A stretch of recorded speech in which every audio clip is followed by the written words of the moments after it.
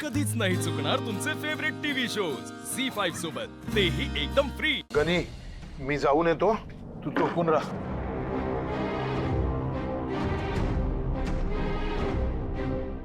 एकदा का हे सोनं मी महाराजांना दिलं की महाराज महायज्ञ करतील।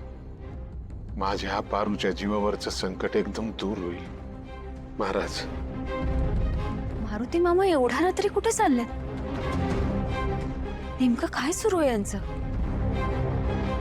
बरं झालं मी इथे बघायला आले। जय महाराज। मारुती मामा, मारुती मामा, एवढ्या रात्री कुठे चाललाय तुम्ही? हे काय तुमच्या हातात? बघू, दाखवा मला काय ते। नाही नाही, मी तुम्हाला सांगतो ना, आता मला थांबू नका, मला लय घाई, मी तुम्हाला नंतर सांगतो। मला नाही सांगणार तुम्ही? काय चाललंय तुमचं मारुती मामा? हा, काय सुरू आहे? आजकाल तुमचं लक्ष नसतं, कुठेतरी हरवलेला असतात तुम्ही। वागणं सुद्धा बदललंय तुमचं।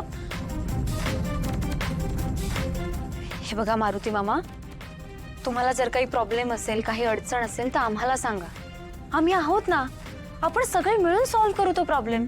हे बघा, मी तुम्हाला सांगतो, मी आता गडबडीत आहे, मला जायला पाहिजे। कुठे जायला पाहिजे? मला नाही सांगणार आहात का? काय ना प्रिया मॅडम, माझ्या पारूच्या जीवावर लय मोठं संकट आले।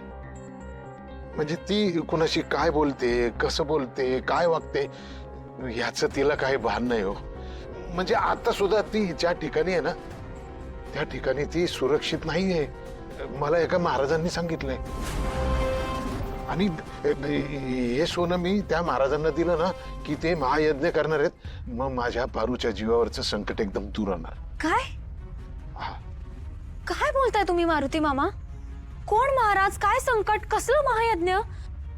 हे बघा, असं काही एक नाहीये, पारू एकदम सुरक्षित आहे।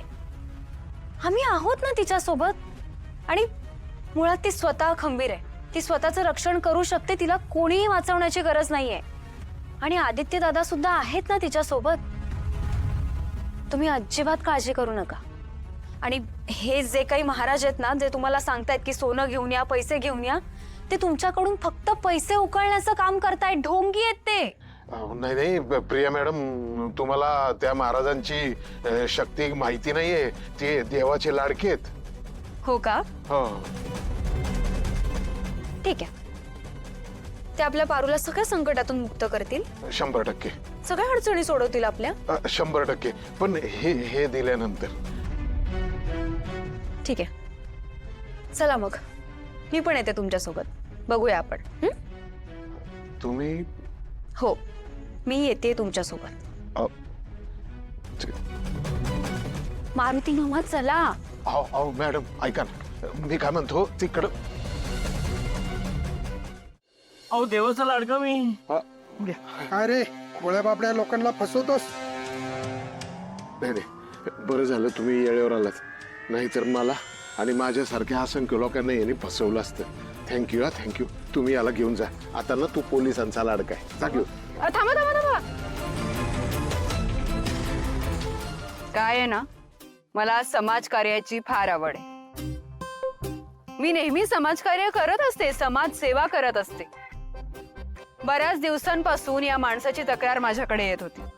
आता म्हटलं याचा निकाल लावायचा, म्हणून मी इथे आले आणि हे सगळं घडवून आणलं। आता जाऊ शकता तुम्ही। इन्स्पेक्टर साहेब, माझ्या नावाने याच्या विरुद्ध कंप्लेंट करा। आणि तसंच काय लागलं तर मी पोलीस स्टेशनला यायला सुद्धा तयार आहे। थँक्यू। चला रे, उठा सगळे, चला एक। देवाचा लाडका मी, चल रे, देवाचा लाडका मी।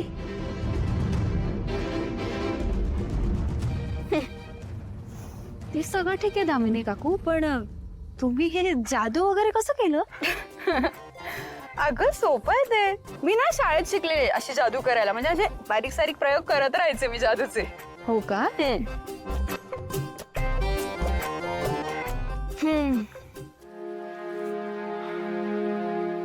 मारुती मामा,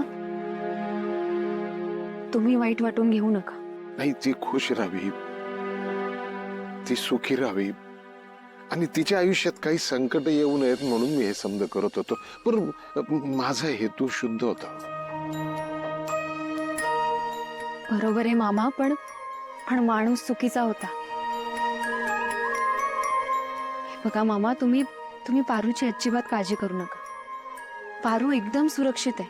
आम्ही आहोत ना तिच्यासोबत. आदित्य दादा सुद्धा आहेत तिच्यासोबत. ते तिला कधीच काही होऊ देणार नाही.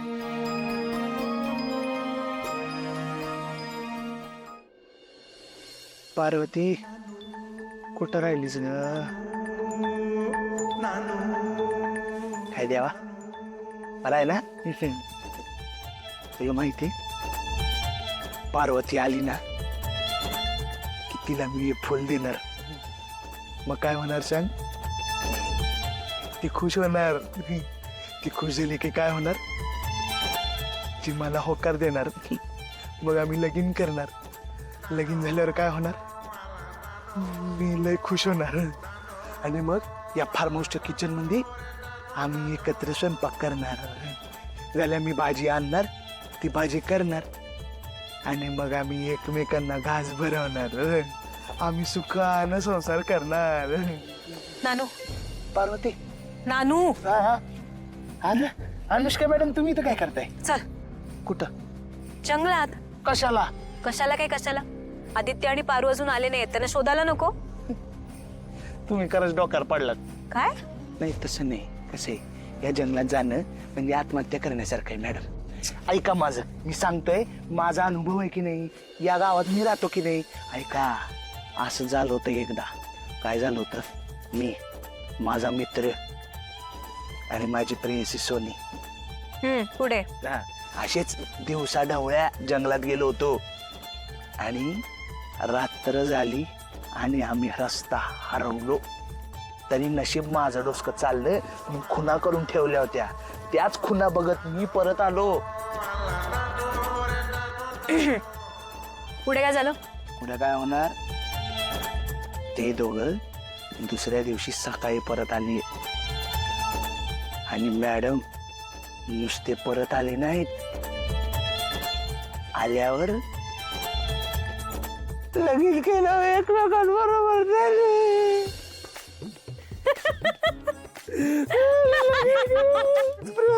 माझा मित्र लगीन करून आले रे. माझ्या पाया पडायला. तुम्ही आता हसताय, उद्या तुम्ही माझ्या बरोबर रडणार आहात. काय का आदित्य सरीने पारू त्यांनी बी दोघांनी आल्यावर लगीन केलं तर. वेडा झालास का? काही काय बोलतोयस? तुझ्यासोबत या जंगलात जाणं म्हणजे स्वतःच्या पायावर कुऱ्हाड मारून घेण्यासारखं. त्यापेक्षा मी उद्या सकाळी जाईन, तेही एकटी. होऊ दे उद्याची सकाळ. उद्याचा दिवस माझाच असेल. कोणाशी बोलत असतात इथं बघून? हे देवा, माझी भीती खरी नाही ना ठरणार? गेल्या वेळेस सारखं नाही ना होणार माझ्या बरोबर? आदित्य सर आणि माझी पार्वती आल्यावर लगीन नाही ना रे करणार? हा बोल की. पार्वती ये ग, ये लवकर. झी5 ॲप डाउनलोड करा आणि पहा सर्व एपिसोड्स एकदम फ्री.